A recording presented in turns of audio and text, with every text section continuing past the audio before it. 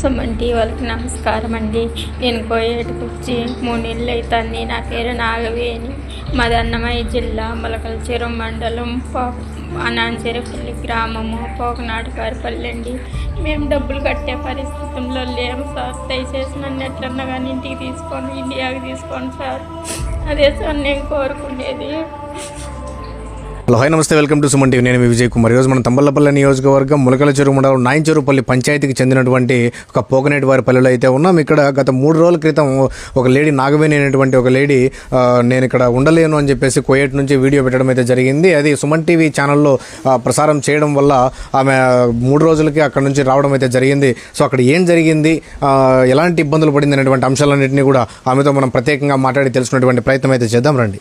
నమస్కారం అండి. సుమన్ టీవీ వాళ్ళకు నారా లోకేష్ గారికి, ఎస్పీ గారికి, డిఎస్పీ గారికి, ఎస్ఐ గారికి, జయచంద్రారెడ్డి గారికి ప్రత్యేక నా ధన్యవాదాలు. నాకు వీడియో పెట్టిన 3 రోజులకి నాకు చాలా ఇబ్బంది పడినా, నా కుటుంబాన్ని కూడా నేను చూస్తానో చూడలేనో అనుకున్నా నేను. అయినా ప్రత్యేకంగా నన్ను సంధించి నా ఇంటికి నన్ను చేర్చినారు. అదే నాకు దయచేసి నేను మనస్ఫూర్తిగా ధన్యవాదాలు తెలుపుకుంటున్నాను. నేను జీవితంలో మర్చిపోలేను. నాకు అక్కడ నేను మా కుటుంబ సభ్యులు చూస్తానో చూడలేను, అసలుకి ఈ ఊరు మగం కూడా చూడలేను అనుకున్నాను. ఇంకా అక్కడ చాలా ఇబ్బందులు పడినా నేను.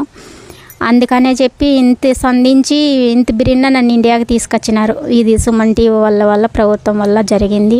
నేను ప్రత్యేకంగా నా ధన్యవాదాలు తెలుపుకుంటున్నా. సో మీరు ఎందుకు వెళ్ళారమ్మా అక్కడికి? మా ఇంటైనకు ఆరోగ్యం బాగాలేదు సార్. నాకు మా ఇంటైనకు 64 ఏండ్లు. ఆయనకు ఎన్నెమ్మ కరిగిపోయింది, హార్ట్ ప్రాబ్లం ఉంది, అల్సర్ ఉంది, ఆస్మా ఉంది. అందుకు 4 జబ్బులకు మాత్రలు మింగల్లా. మేము పని చేసినా కానీ మా ఇంటైన నా కొడుకు నేను పని చేసినా అది అంతంత మాత్రమే హాస్పిటల్లో చూపించాను. మేము తినడం చాలా కన్నా ఉంటే నాకు కొంచెము సమస్యలు ఎక్కువైపోయి నేను అక్కడ బతికిదీరు కోసం పోతే నాకు అక్కడ ఆరోగ్యం పాడైపోయింది.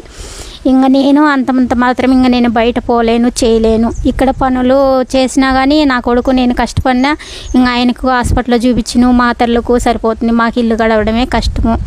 అందుకని దయచేసి నాకు మా ఇంటి ఆయనకు దయచేసి ఏమన్నా పింఛన్ ఇప్పిస్తే ఈ ప్రభుత్వాన్ని కోరుకుంటాండి, ఛానల్ వాళ్ళని, ప్రభుత్వాన్ని, ఇంకా జయచంద్రారెడ్డి సార్ను, ఎస్పీ సార్ను అందరినీ కోరుకుంటున్నా నేను.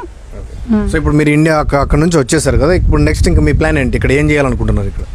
ఇక్కడ ఏం చేయాలంటే ఇంక నేనేం పని ఇంకా పనులకు పోవాలి సార్. నాకు ఆరోగ్యం బాగాలేదు. ఇంకా ఆరోగ్యం కుదుటపడే వరకు నేను ఏం పని చేయలేను. నాకు ఇన్ని రోజులకు ఆరోగ్యం బాగా అవుతుందో కూడా నాకు కూడా తెలియదు. నాకు ఇంకా ఎంత ఈ ఆరోగ్యము ఎట్లా ఉందో ఏమో నాకే తెలుసు. అక్కడ పడి